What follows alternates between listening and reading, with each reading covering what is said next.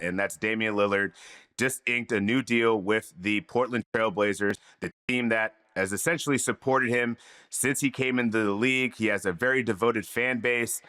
Just a really good story. So, just recently came out yesterday. Shams Charania announced that he's going to be signing a 3-year, $42 million deal that is at the non-taxpayer mid-level exception. I believe that was the most money that Portland could offer for that at $14 million per year. Just a great situation, in my opinion, from just a basketball storytelling standpoint, right? Like, who doesn't like a reunion of this magnitude? And it kind of felt like the Dame moving to Milwaukee never really hit the way it was supposed to. Maybe he was uncomfortable. We just learned that his family was in Portland the whole time that he was in Milwaukee. So now that he gets to go back, be with his family, rehab a very serious Achilles injury, this seems like the best of both worlds. What do you think? Yeah, when I first heard about it, first, of course, when you get to this time of the calendar, you're like, all right, is that like Sharn's Narnia, or is that like for real? Is it Right, you got to yeah. make sure it's like the right notification, the right person, it's a real thing. And then what you confirm that you see like Chris Haynes reporting it, and it's coming from Bill Oram in the at the Oregonian, like, oh, this is for real. Um, it felt like kind of take two, everybody, like a reset button. He got hit. Like, I don't know that anybody the first time around really wanted that relationship to end. Like, Damian Lillard had gotten to a point where the way the roster had been managed and the way that the movement of the Trailblazers organization was going younger. We got Scoot Henderson in the door. There was Shaden Sharpe. They were sort of not really sure what all is coming next. If Damian Lillard was going to make a decision like, Kevin Garnett before him or so many other players where it's like, I got to get to a place where I can try to continue to compete for championships, it made sense to try to find that off ramp at that point after 11 years in Portland. But I don't think he was excited about it. And I certainly don't think the Blazers were excited about it. The fan base, I know for a fact, was not excited about it. It felt like everybody kind of made their peace with, all right, he gets to go to Milwaukee. He's going to pair with Giannis. There's going to be an opportunity. But like, never felt right. No. And our host of this show, the vacationing Vincent Goodwill, had talked to Dame in February 2024, and Dame was pretty clear about that. Like, sorry, I'm going to find the quote here. He said, like, I love playing in Portland, living in Portland, loved the organization, had a great run. I just wanted a chance to win a championship. So that's a lot to let go of.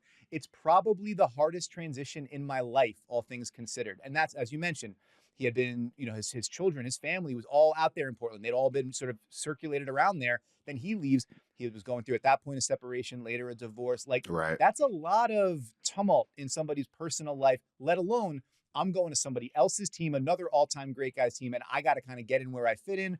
There was the, injury, moving around. Like, is Chris Middleton going to be here? Is this guy going to be here? Is that guy going to be here? How do we all sort of coalesce together? How do we find a rhythm? Giannis wants to play the pick and roll a certain way. I want to play the pick and roll a certain way. Does it make the most sense for me to be running pick and roll with Brook Lopez? And then what is Giannis? Like, there was all these sort of on-court questions, off-court questions, and it never really coalesced.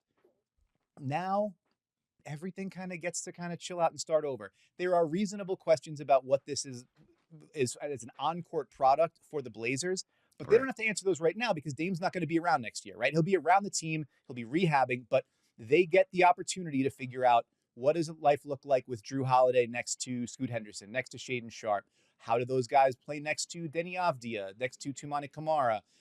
Our young bigs, we've got Donovan Kling, we've got young Hansen that we just drafted that is tearing up summer league. Also, Jeremy Grant is still here, making boatload Somehow of money. still there. Somehow still there on the deal. And I'll never forget that. It was like Dame is looking to see how the Blazers are going to handle this offseason. The Blazers have given Jeremy Grant a 5-year, $100-something million contract. Damian Lillard would like to leave the Portland Trailblazers. And I was like, I'm sure it wasn't A to B to C, but it felt that way, right? It did. It felt that way. So anyway, all that to say, like, they got a year to figure out kind of what comes next, build on that defensive uptick they had the second half of last season where they were an above 500 team second half. Let Dame get rehabbed and then figure out who's on the team, what the future kind of looks like in a year from there. It feels like a refresh opportunity for all parties involved. And like the last thing I'll say about it, because I know I've been yammering, is that I get the organization's job is to try to win a championship. The players' job is to try to win a championship.